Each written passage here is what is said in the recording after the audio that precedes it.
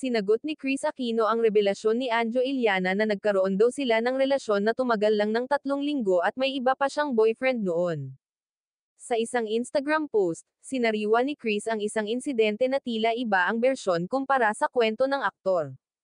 Nilinaw ni Chris na ipinagdiwang pa nila ang kanilang first month series at hindi niya sabay na naging boyfriend sina Anjo at Robin Padilla. Ipinaliwanag din niya na ang pangyayari na tinutukoy niya ay nang ihatid siya ng dating boyfriend sa bahay ng kanyang ina, kung saan may ibang lalaking naghihintay na pareho nilang hindi inaasahan. Anjo Iliana, you filled my room with pink balloons for our first month series. Hindi ako proud but he said at he started we didn't last 3 weeks because pinagsabay ko sila ni Robin. Wala siyang kasabay. Dagdag pa niya, Anjo, ano ba, we were outside my mom's house hinatid mo ko may naghihintay.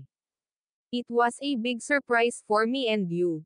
You left with these parting lines, mukhang nakakagulo ako. FYI girlfriend ko siya, kahit feeling ko paggising ko wala na.